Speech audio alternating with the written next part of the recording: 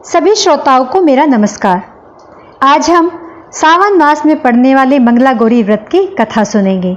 सावन का महीना भगवान शिव को समर्पित है और सावन का मंगलवार का व्रत माता पार्वती को। सावन के मंगलवार को मंगला गौरी की पूजा अर्चना की जाती है। मान्यताओं के अनुसार इस दिन व्रत रखने से मनोकामना जल्द पूर्ण हो जाती है। सुहागिन महिलाएं अगर इस व्रत को रखती हैं तो उन्हें अखंड सौभाग्यवती होने का वरदान प्राप्त होता है।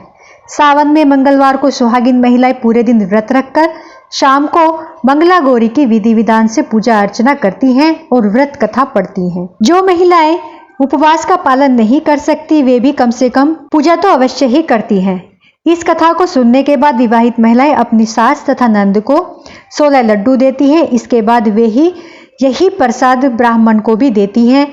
इस विधि को पूरा करने के बाद व्रती 16 बाती वाले दिए से देवी की आरती करती हैं। व्रत के दूसरे दिन बुधवार को देवी मंगला गौरी की प्रतिमा को नदी या पोखर में विसर्जित कर दिया जाता है। अंत में मां गौरी के सामने हाथ जोड़कर अपने समस्त अपराधों के लिए एवं पूजा में हुई भूल चूक के लिए क्षमा प्रार्थना करें।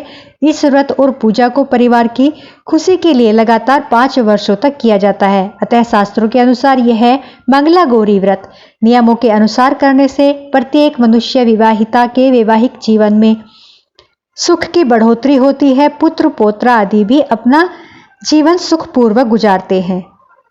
ऐसी इस व्रत की महिमा है। तो शुरू करते हैं मंगला गौरी व्रत की कथा। एक समय की बात है, एक शहर में धर्मपाल नाम का एक व्यापारी रहता था। उसकी पत्नी काफी खूबसूरत थी और उसके पास काफी संपत्ति थी, लेकिन उसके कोई संतान नहीं होने के कारण वे दोनों पति पत्नी बहुत दुखी रहते थे। दोनों ही महादेव और माता पार्वती की बहुत श्रद्धा से पूजा अर्चना किया करते थे।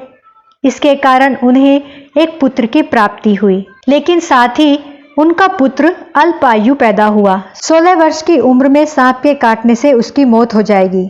संयोग से उसकी शादी 16 वर्ष से पहले ही एक युवती से हो गई, जिसकी माता मंगला गौरी व्रत किया करती थी। परिणाम स्वरूप उसने अपनी पुत्री के लिए एक ऐसे सुखी जीवन का आशीर्वाद प्राप्त किया था मंगला गौरी माता से, जिसके कारण वह कभी विधवा न हो सकती थी।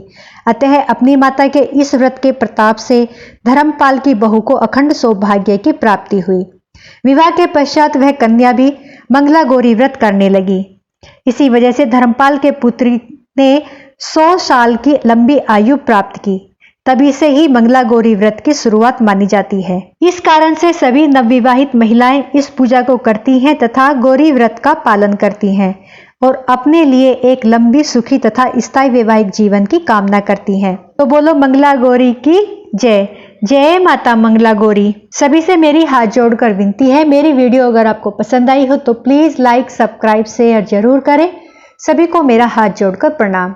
बोलो माता पार्वती की जय।